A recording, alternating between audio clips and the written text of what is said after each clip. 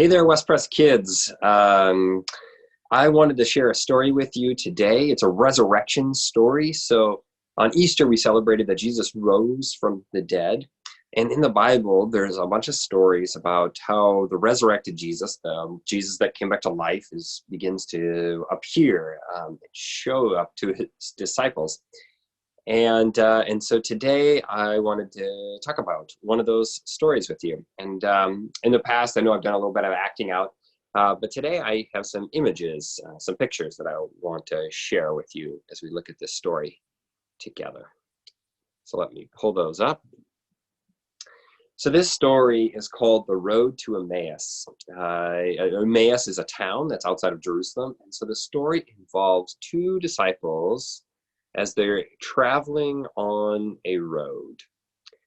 And they're taking this road, they're leaving the city. This is the city where Jesus was crucified and dead, and they buried. And it says these disciples, when they're walking on the road, they began to talk with each other and discuss the things that had just taken place. And while they were talking, all of a sudden, Jesus showed up among them, showed up right next to them. And but the story tells us actually that they didn't recognize him. Now, we're not exactly sure why they didn't recognize him. It could be that he was wearing some sort of disguise. As you can see, I colored in here, Jesus with the nice shades. But some other people maybe think that maybe the disciples were just so sad and they were so full of grief that they couldn't recognize that this person standing next to them was their very same friend that had just died 3 days ago. Well, in the story, it tells us that Jesus asks the disciples what they're talking about. And the disciples become very sad. And they begin to tell Jesus about their friend, although they didn't recognize Jesus. They began to tell Jesus about Jesus, that their friend had been crucified and he died and buried. And then even stranger than that, some women from their group went out to the tomb and they saw that Jesus wasn't there any longer. And that they even said that an angel told them that he had risen from the dead. But one of the things I wanted to stop and talk about in this story is just this acknowledgement of the disciples' sadness and their grief. And I don't know about you, but I know that us in our household, that there are all kinds of things that we are sad about. In the story, it told us, the disciples tell Jesus that we had hoped that this man, that Jesus was going to be the one that was going to be our new leader, our new king. He was going to free our people. And I don't know about you, but during this time in isolation, not being able to be with you guys or be at the church with people and worship or just kind of do the things we like to do, that we too have been sad. We had hoped that we would be in worship on Easter, but we weren't. You know, our kids had hoped that they'd go to school again and see their friends, but they can't. Or even just had hope they'd go to the library like we used to do on Saturdays, but we can't do that either. And I wonder for you too, kids, is there something that has been making you really sad these days? Things that you had hoped you could do, you were hoping you were going to be able to do, but you just can't do those things anymore. Maybe it's seeing friends, certain friends. Maybe it's even just going out to eat. Those fun things that you used to maybe do, or go to the park. Now the parks are closed. Oh man, there's so many things that are making us sad at our house. Well, the story moves on, and it tells them that the disciples, that Jesus was telling the disciples all about how he had to die and raise again from the dead. And that the scriptures actually predicted that this was supposed to happen. The disciples, they didn't know this was Jesus still, but they found themselves really liking this new stranger, which was really their old friend Jesus. And so when they finally got to Emmaus, the town that they were headed to, they invited him in to eat with them.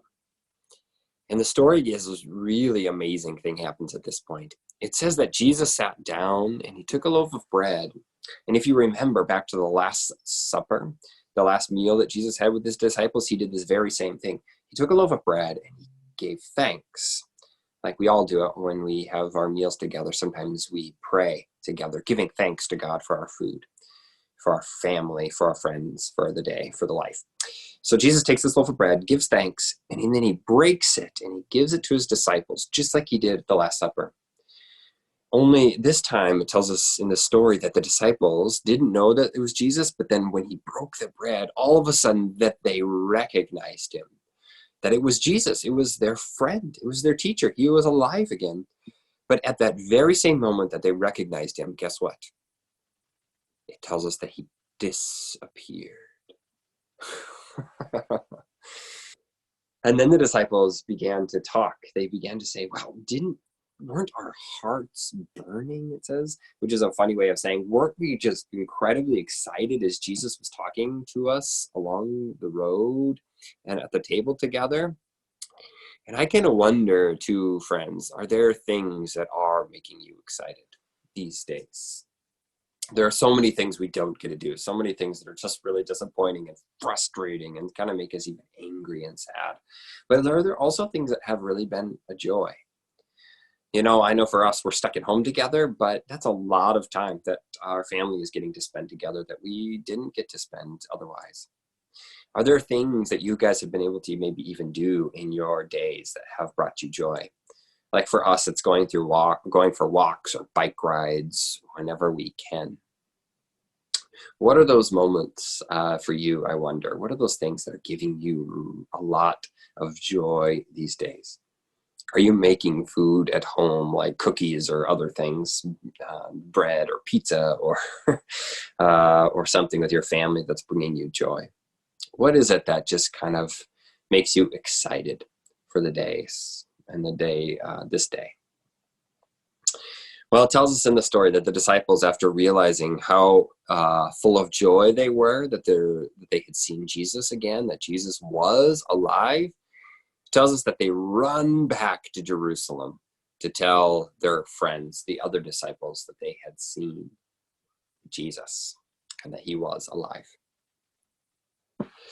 So that's our story for today. And I want you to take some time and maybe talk to your parents, talk to your siblings, or maybe, I don't know, a friend if you can, or maybe just think about it yourself. What are the things that are making you really sad these days? What are the things that you wish you could do, but you just can't anymore? And then maybe you can also take a moment to think about those things that are bringing you joy as well. What are the moments that have gotten you really excited? Things that have brought some fun, some laughter to your life. Yeah, to these days during our quarantine, during being separate, while the virus is spreading and keeping us from doing so many things. What are those things that are still giving us so much happiness and joy in our life? And maybe you could take time to thank God for those things as well. Well, my friends, I can't wait until we get to see you again. And until then, take care of yourselves and take care of each other.